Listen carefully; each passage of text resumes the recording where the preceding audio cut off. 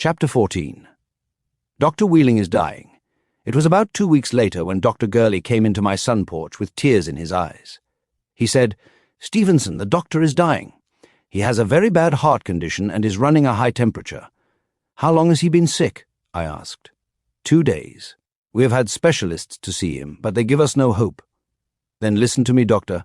Dr. Wheeling cannot die. He could not if he wanted to. He is the only doctor who can fix my leg, and it has to be fixed. I must walk again. I will take his case in my hands. You follow my instructions. Go sit with him, say 20 minutes, then come back to me and tell me his condition." He left. I wondered what he thought.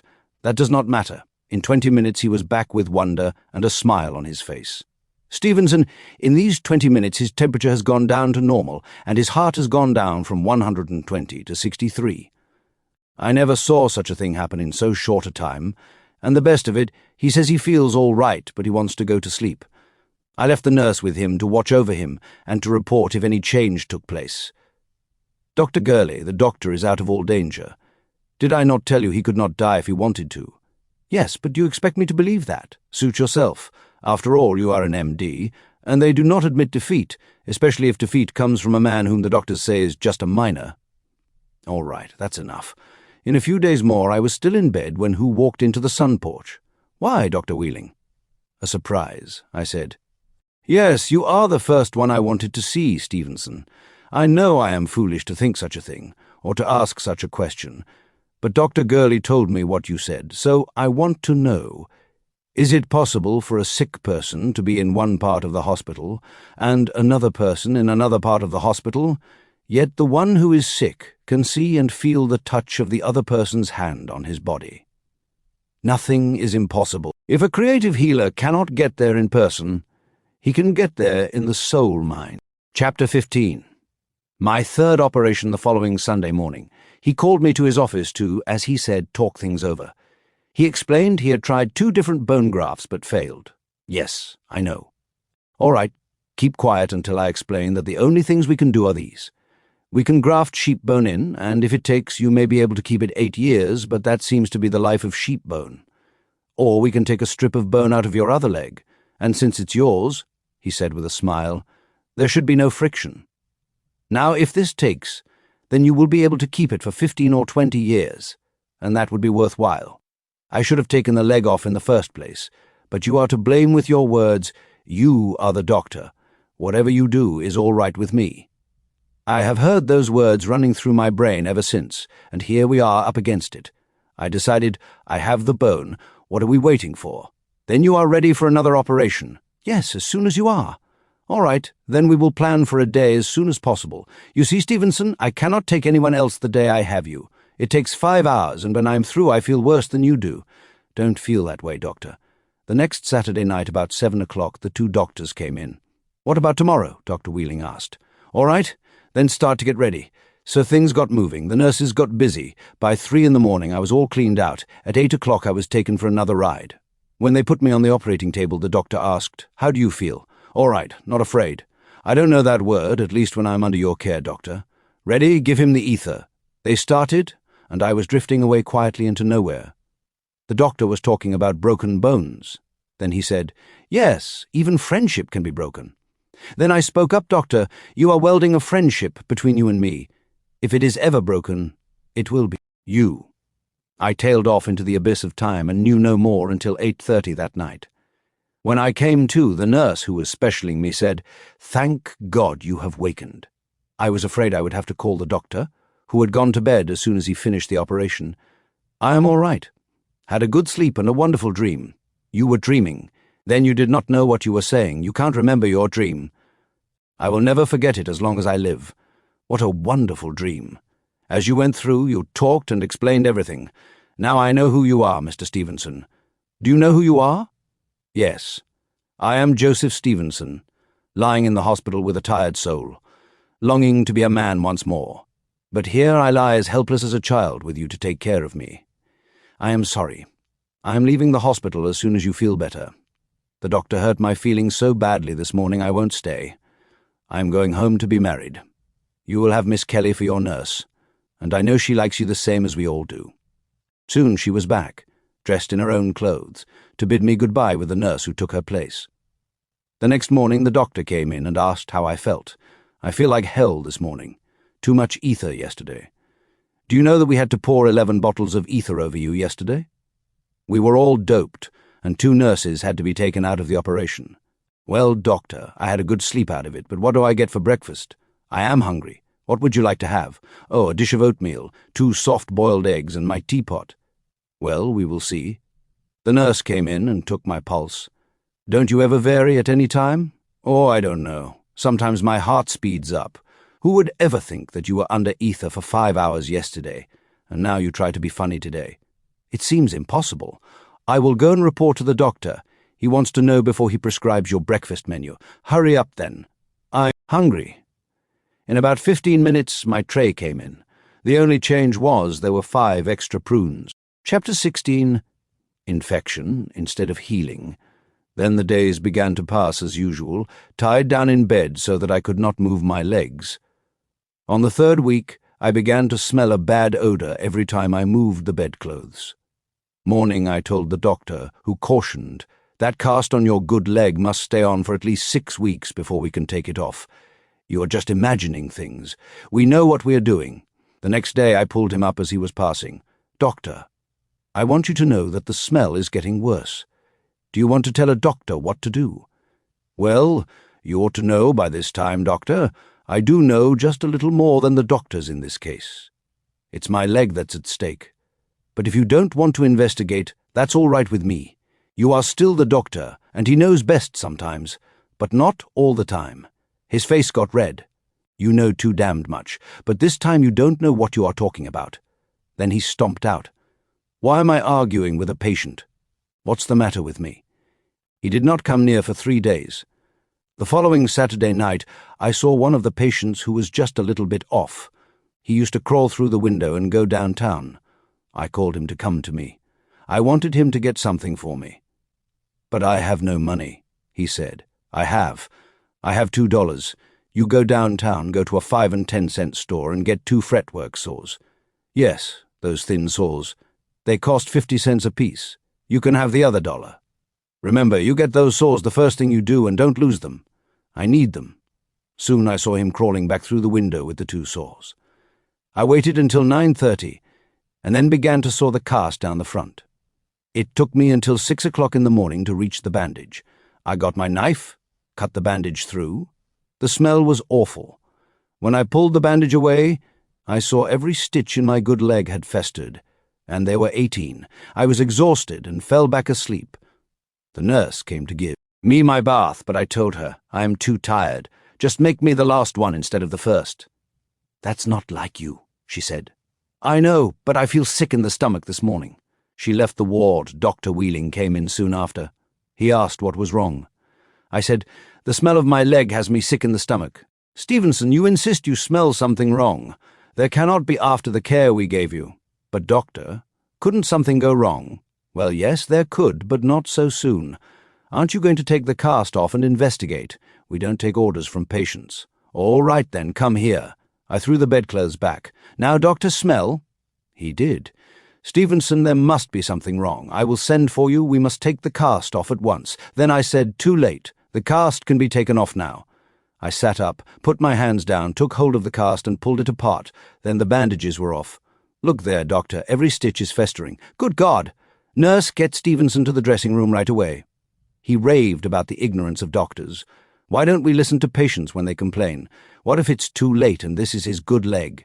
He was swearing, chewing, and talking all at one time. Then after he had it all cleaned up again, he looked at me and said, "I'm sorry, Stephenson, but it is just one more lesson you have shown us." I knew he would lick the condition, so I smiled and said, "My leg is in no danger now. It is not too late, thanks to 2 fretwork saws. Yes, but how did you get them? Man can get what he needs if he just knows how. There is always a way.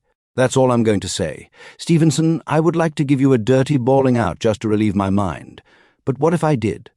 Dr. Gurley, who had just been in a few minutes, advised, "May as well admit, doctor, he's licked you again." "Oh yes, you get a kick out of this, don't you, doctor?" "Why, yes, I do." Then Dr. Wheeling turned to my nurse. "Take him to bed. Tie his mouth shut or fill it so full of food he cannot talk for a while." "Thanks, doctor," and I was on my way to bed once more. But this time he let air get into the leg, and things came out all right.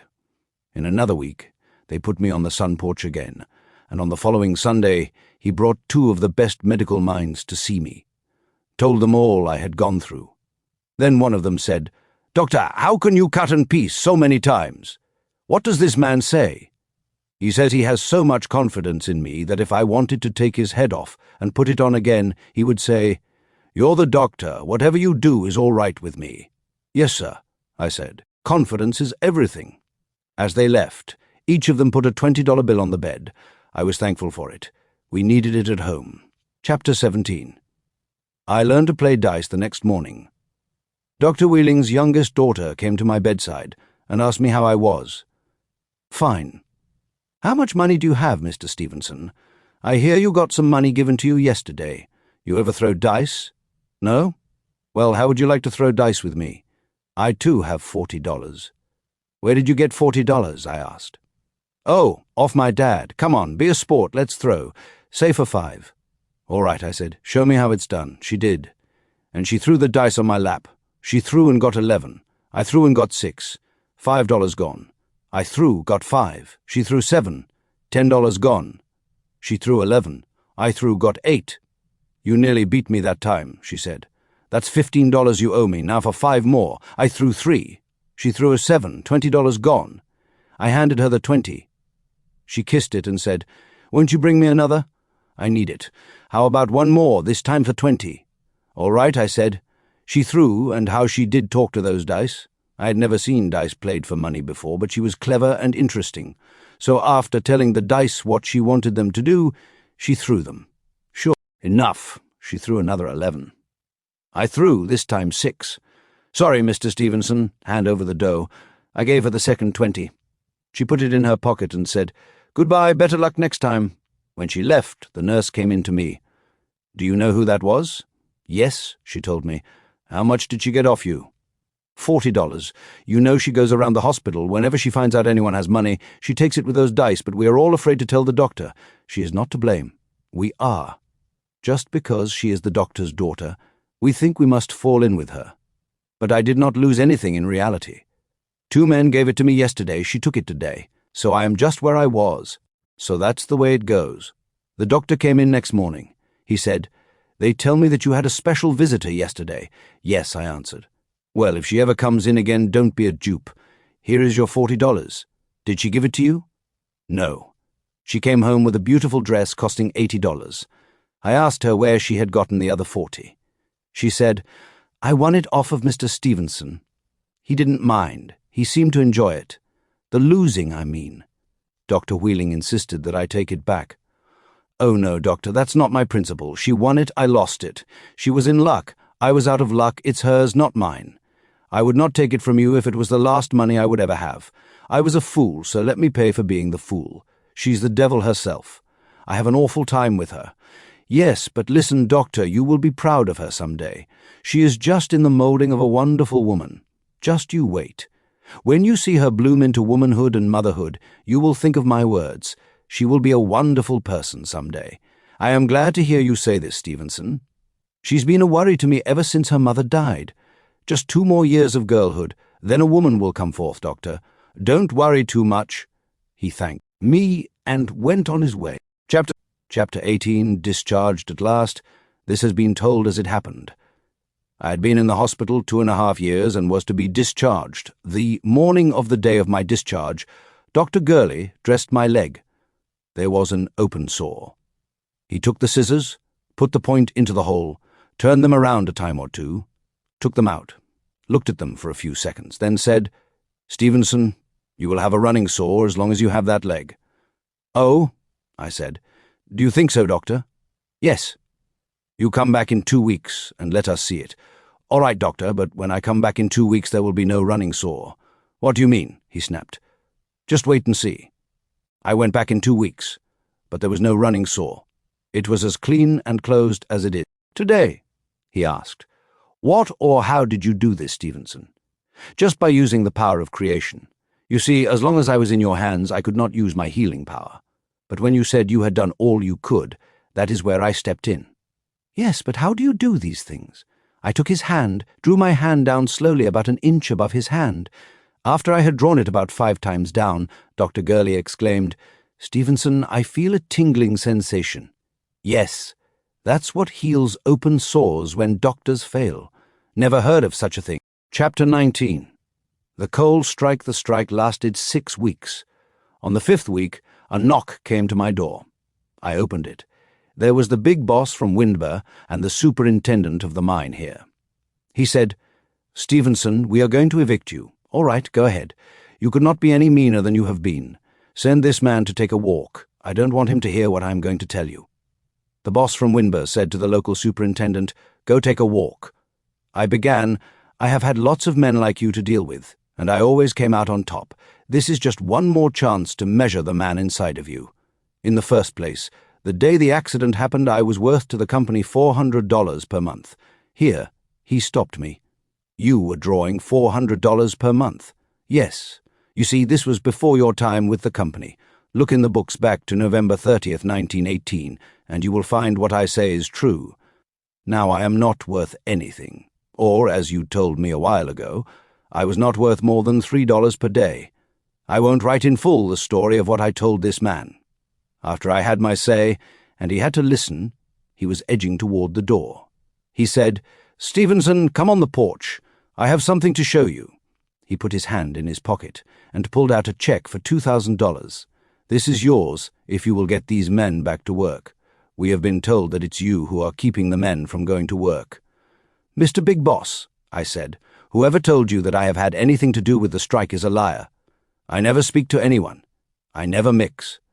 But even if it were true, do you know this shirt I have on is the only shirt I have? Do you know that these trousers I have on are the only ones I've got, and they cost just $1.75 and are not paid for yet? I do need the check. I could use it to good advantage. But my principle is, and always has been, the more priceless thing in my life. I would not sell my principles for all that the Berwind Company has. Take your check back to the one who suggested it and tell him if there's a man any further down the line of manhood than he is. I would not want to be within miles of him. You know what I mean." "Yes, Stephenson, and we will not put you out of this house. You can stay as long as I have got anything to say. You know, Stephenson, it is worthwhile to meet a man like you. Some day I hope I will do something for you.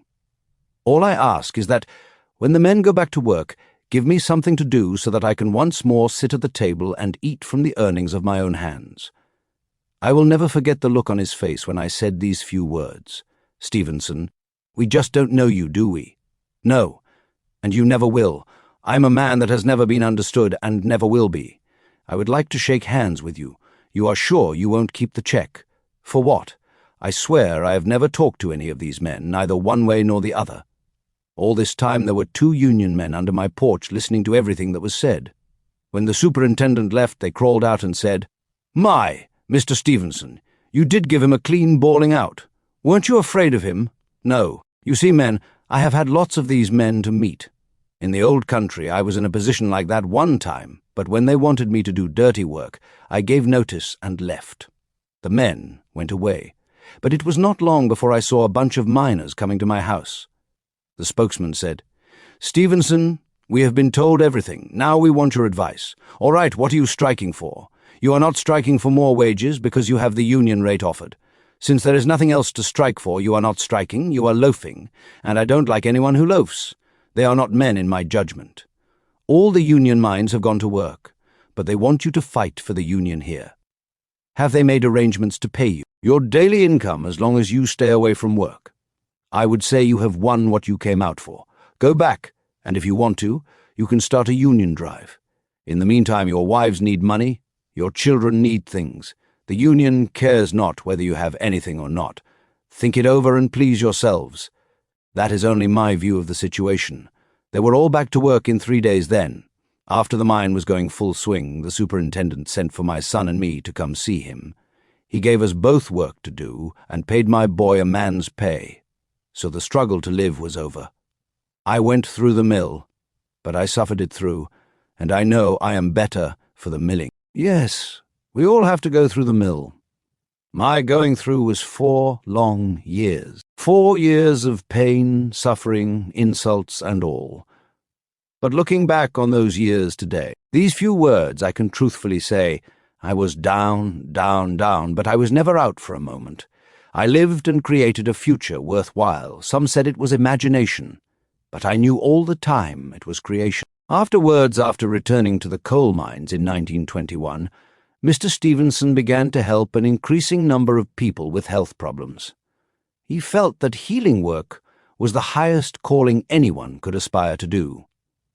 The Stephenson Foundation was established in 1987 as a not-for-profit California corporation whose mission, in Mr. Stephenson's words, is to preserve and disseminate creative healing for the benefit of all peoples. This has been accomplished primarily by volunteers, contributions, and the sale of books, videos, and newsletters since 1984.